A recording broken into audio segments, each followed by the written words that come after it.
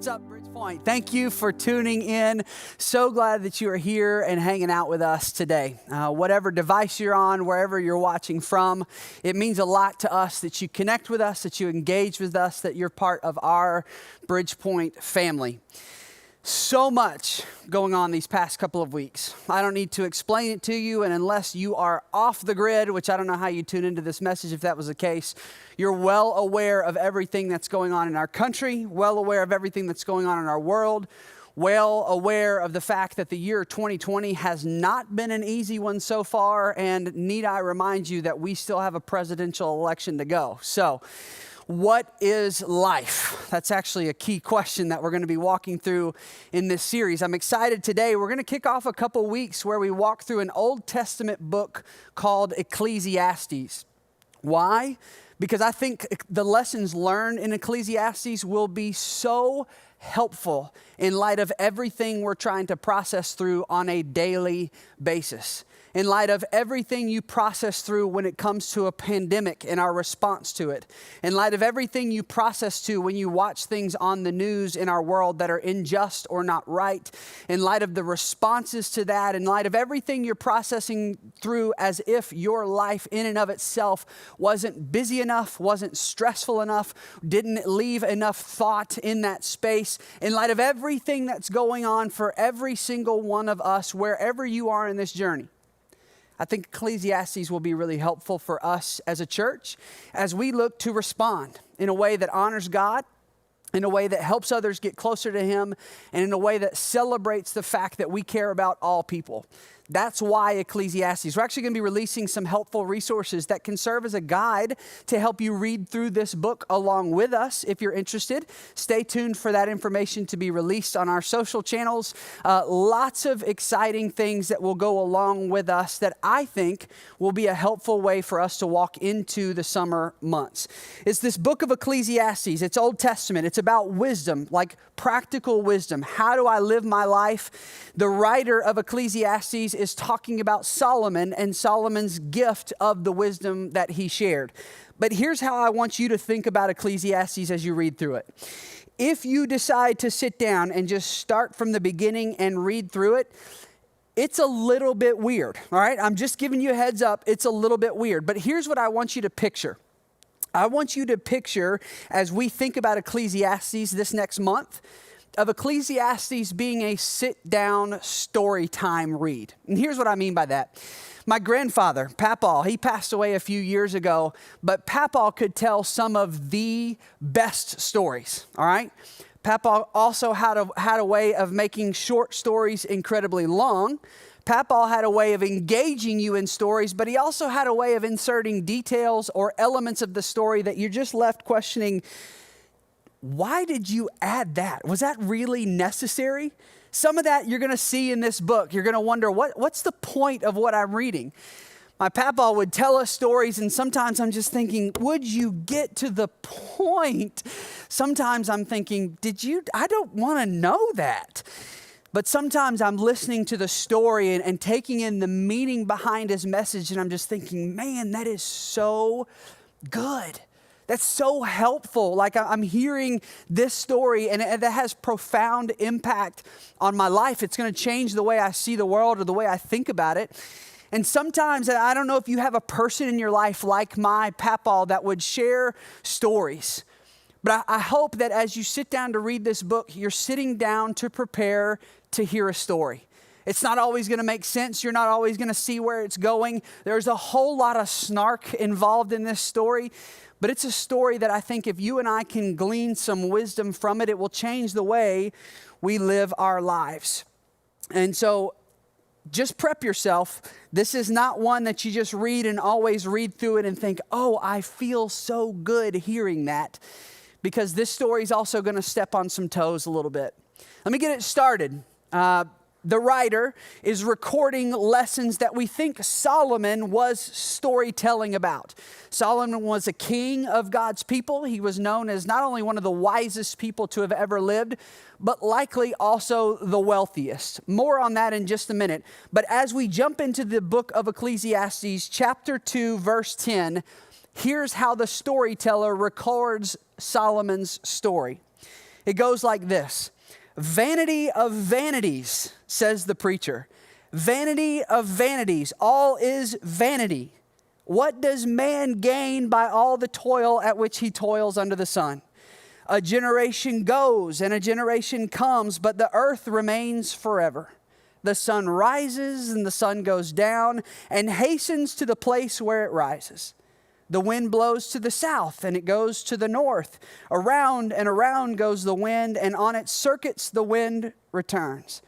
All streams run to the sea, but the sea is not full. To the place where the streams flow, there they flow again. All things are full of weariness. A man cannot utter it.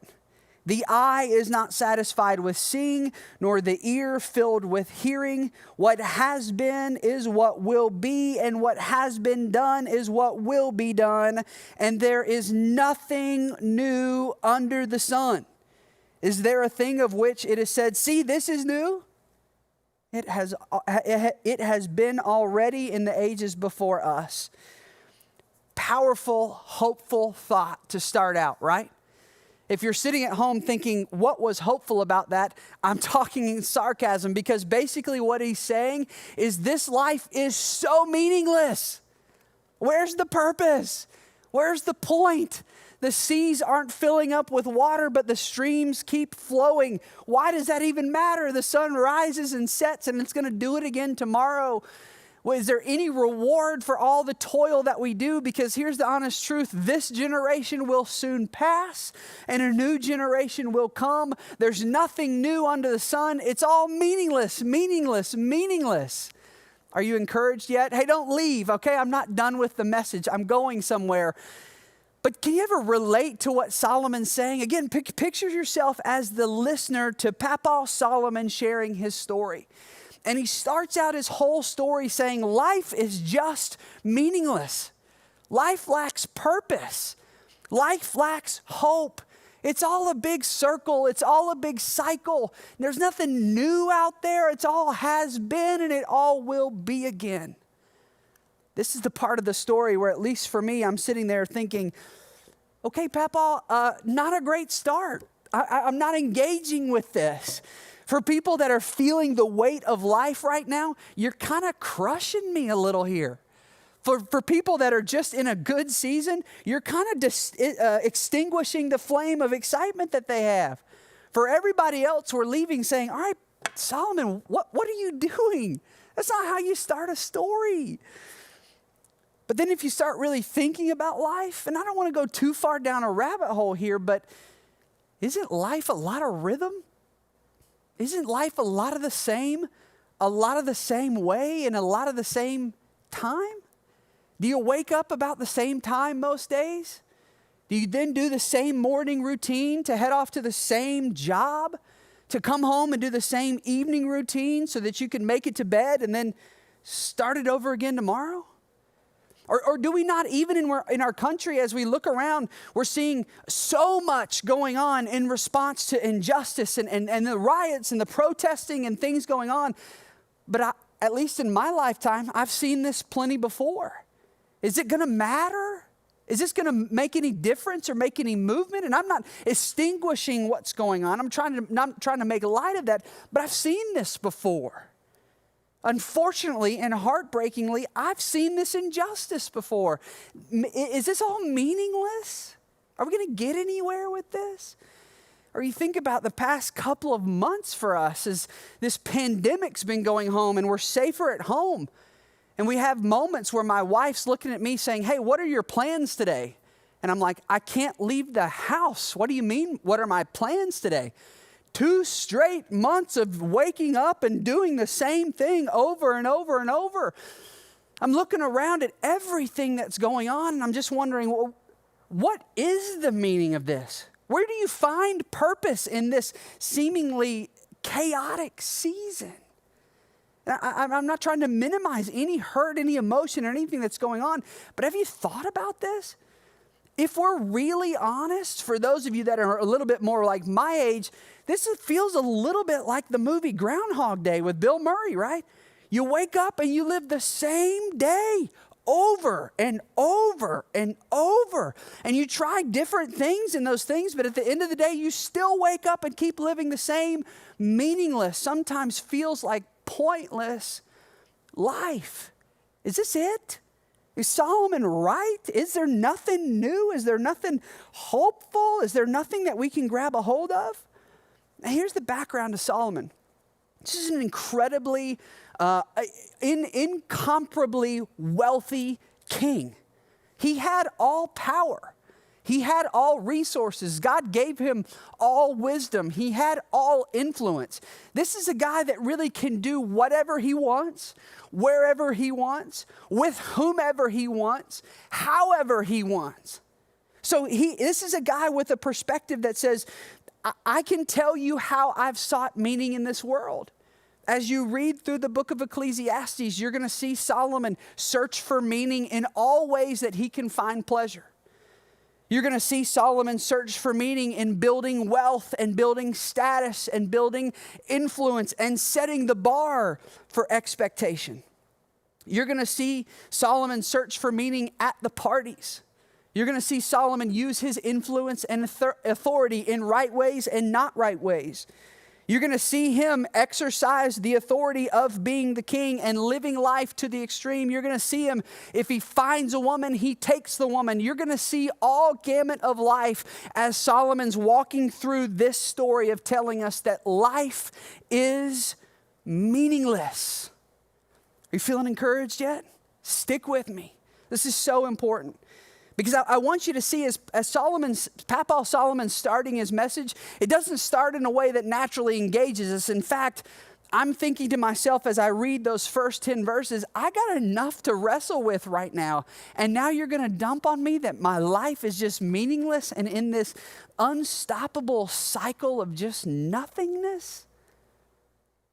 But Solomon was committed to doing something about it. He was committed to taking what is, everything under the sun, every way of life, every aspect of life, everything that we could search for meaning in the midst of life, because Solomon was committed to figuring out, does life have meaning at all? And if you're tuning in today, at any point in the past few weeks, honestly, the past few months, at any point in the year 2020, which has been brutal, or any point in your life, you've reached a place where you said, does this matter? Does my life matter? Is there hope for me? Is there something I can grab a hold of? More than ever before, I want you to listen to Papa Solomon share his story. I want you to hear his journey and his perspective. It's going to be different than yours. It's going to be something that was for somebody super rich, that was a king, that had incredible authority and influence. But the lessons and the principles that Papa Solomon's going to teach us, man, these are game-changing things. Because look at his quest. Let me skip ahead just a couple verses. I'm still in chapter 1, verse 12. He says this, I, the preacher, have been king over Israel and Jerusalem.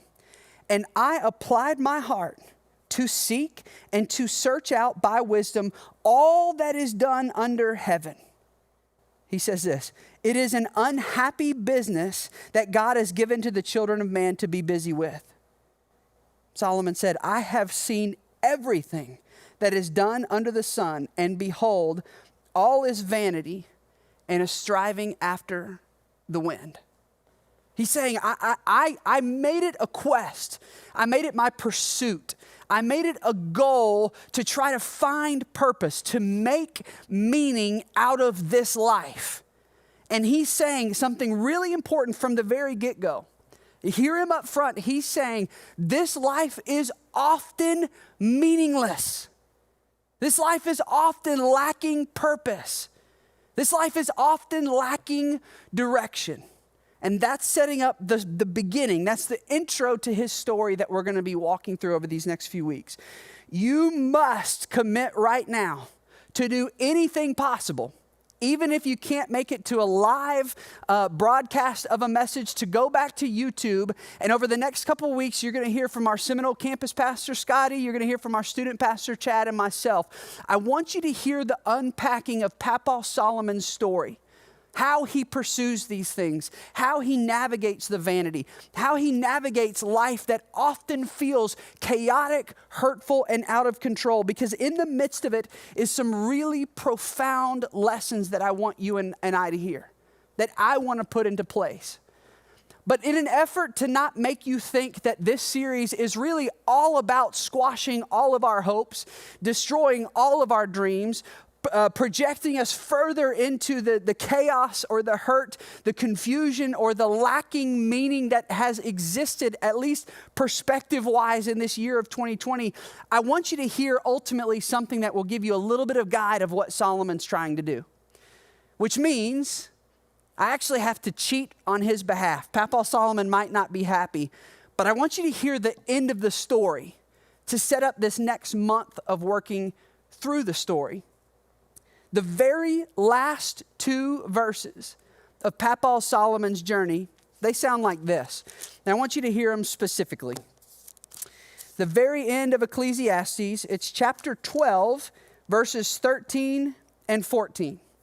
Papa Solomon has walked all the way through his pursuit, all the way of searching for meaning, all the observations of meaninglessness, or as my translation says, vanity of vanities, of the smoke, of the mist, of the pointlessness, whatever your translation of the Bible may say. He gets all the way through his story and then gives two sentences to make it all make sense as we look backwards on it. Hear Papa Solomon's words, verses 13 and 14 of chapter 12. The end of the matter, in other words, the point of what I'm trying to tell you, that if you've heard everything, if you've seen the vanity, if you've lived the vanity, if you feel hopeless, if you feel like your life's lacking meaning, if you can't find your purpose, the end of it, everything that you and I and Solomon have been searching for in this world, the end of the matter, all has been heard. Here it is. Fear God and keep his commandments, for this is the whole duty of man. Verse 14, for God will bring every deed into judgment with every secret thing, whether good or evil. In other words, Solomon's saying in all of this life and in all of what you and I are going to be reading and studying over this next month, the point of all of it, Solomon concludes, fear God, respect him, recognize him, see that there is a God that had to create some sense of order in the midst of our chaos. Fear God, follow his commandments. In other words, he had to put boundaries. He had to place guardrails in place for our lives. Otherwise, it would genuinely be true chaos. Fear God, keep his commandments, and God's going to take care of everything else.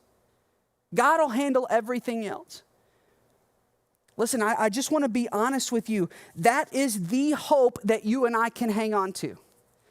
That is the inkling that will form our purpose to navigate a very broken world that exists and operates all around us oftentimes, especially these past few weeks, in what seems like pure chaos. Fear God. Keep his commands, stay in his boundaries and guardrails, and God will take care of the rest. I need to make something really, really clear though. What Solomon is not saying, that if you and I commit ourselves to being all about God, to following him perfectly, Solomon isn't saying that that's the recipe for an easy life. Solomon isn't saying that you can experience only comfort on planet Earth if you'll do all that God says. Solomon isn't giving you a recipe of a life with no pain. He's not giving you a secret sauce that will get you filthy rich. He's not giving you the secret sauce that makes every relationship and friendship and experience you have something positive and hopeful. He's not even promising that this life will be absent of heartache if you fear God. That's what's really unique about what he's saying. Because he's not saying that this will make your life simple. But meaning and purpose never really was about ease, right? Being comfortable never was about easy. Lacking heartache means you've probably never really lived, if that's true. So what is it? What is he boiling it down to? If it's not the recipe of the easy street life, what's he saying? Solomon's saying the roadmap to meaning in the midst of an often meaningless world is found in that purpose. Here's what I mean by that. If I could give you one big idea that you and I will be thinking as we work through this book this summer, if I could give you a big idea that would cause you to question and view all the world's events today, yesterday, and the ones that are to come through this lens, it would be this big idea. Listen to me, you ready? Life is meaningless unless you build your life on something meaningful. Some of you are going to push back on that, and I recognize that. You can agree to disagree with me, and I'll agree to disagree with you. Life is meaningless unless you build your life on something meaningful. Here's what I mean by that. I believe you're tuning into a church service. I'm a pastor. I believe that God is the foundation. He is the void, the hole that our souls have always been searching for. That we try to fill it with so many different things. We try to make sense of the world through so many different avenues and so many different lenses. But I believe at the end of the day, it's that almost God-sized hole inside of us that's everything we've been searching for in this life. And here's what I mean by that. You don't have to agree with me, but let's say we take God out of the equation. Let's say we take God out of the picture of what we're searching for. What are we left with? Well, we're left with our experience. We're left with our emotions.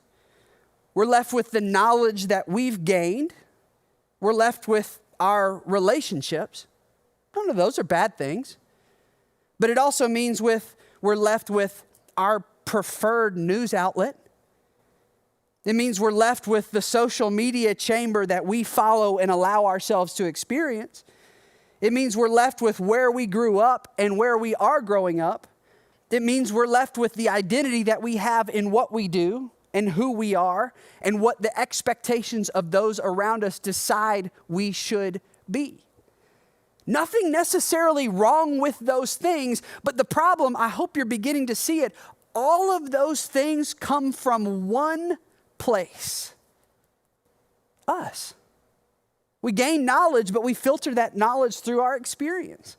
We build relationships, but only so much as we invest in the relationship. We tune into the news, but only when we want to listen to the things that we want to hear. We filter events, current events, circumstances, and things that will come through the lens of our journey in life. We begin to build our lives on, well, us. We build our lives on what we know. We are created to be meaning makers in this world. We see data points. We see information. We see experiences. We see everything that exists in our world and what our brains naturally do. And there's nothing wrong with it. We make meaning of that. But can I be honest with you for just a second? Because here's what I know to be true about myself. I'm an imperfect person. I know that I am. I don't need anybody even to email me to help me establish that truth. And here's what scares me at the thought that every day, if I'm not careful, I will attempt to build meaningful into my life from the basis of just me, my brokenness, my flaws, my imperfections. And I can work hard maybe to serve other people, to engage in a movement. I can work hard to serve a church, to be about things, to try to make money and provide for my family. I can study the right things. I can listen to the right people or whom I deem the right people. But all of those things ultimately build back to me as my foundation. And here's what I know about me. Maybe I'm on an island, but I suspect this is you too. I'm not strong enough to build the weight of my life on my shoulders, because at some point, this foundation cracks. And when those things start to crack and when my world starts caving in and crumbling down, then I have a massive problem. That's either going to lead to one of two things, that I can try to build meaning into my life built upon the foundation of me, but it either does one of two things. One, it eventually crushes me because we weren't made to shoulder that kind of weight. It crushes us to the point that we get busy looking for an escape or searching for the emptiness from other people as if they can provide it. We try to find things that numb the pain. We end up damaging relationships. We react emotionally. We do things that we regret. We say things that we can never take back that do incredible pain and damage. And we become ultimately this broken, imperfect person that feels like we have to own the weight of our lives, and we end up becoming crushed to the point of being a hurt person. And hurt people who hurt people who hurt people who hurt people.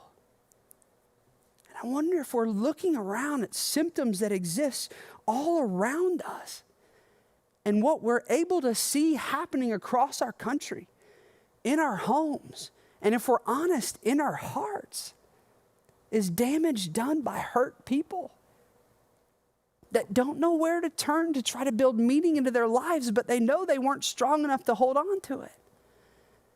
Our world is so broken, and it's broken because you and I live in it. And what we see is just expressions of grief happening all around us.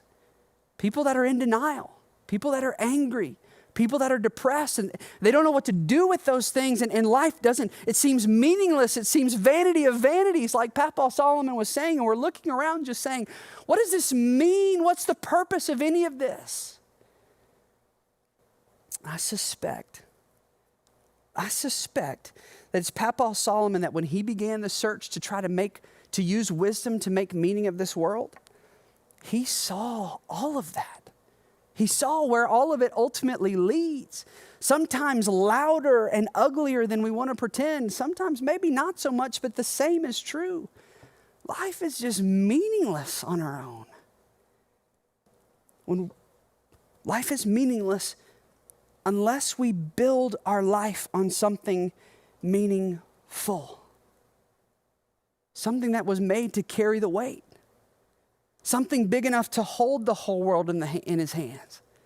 Something big enough to see the injustice. And something big enough that we can trust that he will one day make all things right.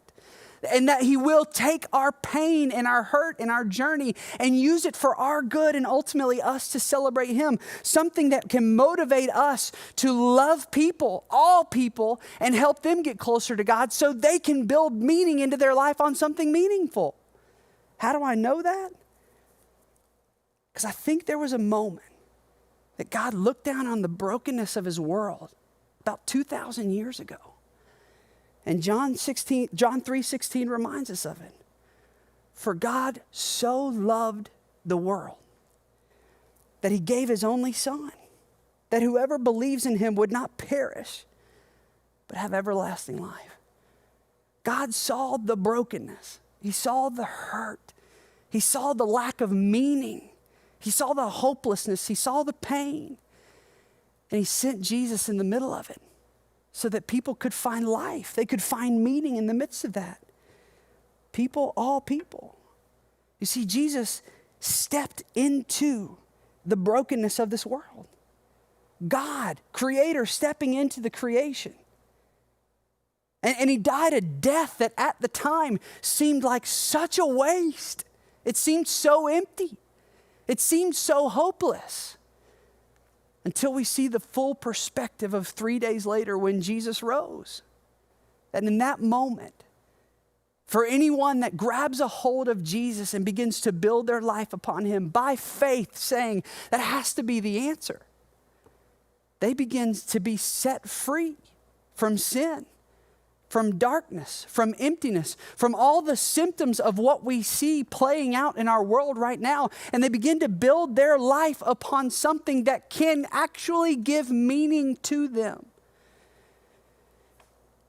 forever.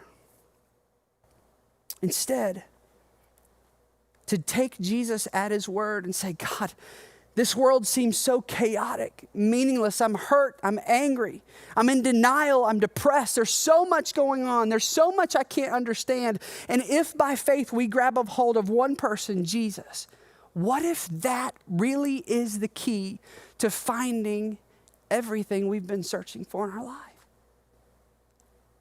What if that shifts the perspective from meaninglessness? It's all meaningless. There's no purpose. There's no hope in all this. What are we even trying to get to? And you and I begin to build our lives on a new foundation. A foundation described in Galatians chapter 5, the back end of verse 6, says this in the NLT. What is important sounds a whole lot like Solomon's words in the Old Testament. What is important is faith expressing itself in love. What's important? Faith, your foundation, the basis that you can find meaning from, expressing that through love. We have to be a people that are going to choose love. We have to be a people committed to loving people, all people, to help them get closer to God, to find a foundation that they can build their lives on that will ground them. Because apart from that, look around. What gives our life meaning? You got to come back these next couple weeks. You're going to hear all the things that are going to try to distract you from building your life and finding the meaning that only God can offer you. And it's so important, but if you're tuning in today, I need you to know this. Whatever your journey, whatever side of the political spectrum you sit on, whatever part of town you come from, whatever part of the world you live in, whatever your background is, whatever you've done, whatever's been done to you, whatever brings you to this moment, I need you to hear me say this. There is a God that looks on you with love. Love. And his offer is to, by faith, begin to build meaning into your life, not of your own strength, but on the hands that hold the whole world in it. That's Jesus. What is important is faith expressing itself in love.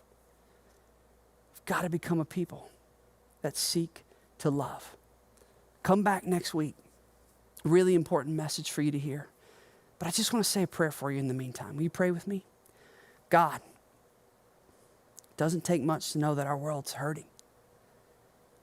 Doesn't take much to know that the answer is obviously bigger than us. Doesn't take much to know that this feels out of control. And it doesn't take much to get in a place in our minds where we feel like it's just all meaningless. So God, in the midst of all of that, in the midst of all that we are and all that we see and all that we're hearing on the news, would you help us to find a foundation of a God that died in our place and rose to life to help us live a real life full of meaning? Would you help that to be the source of satisfaction and purpose that this world cannot offer us? Faith expressing itself in love. Thank you, Jesus, that you make it possible. In your name we pray. Amen.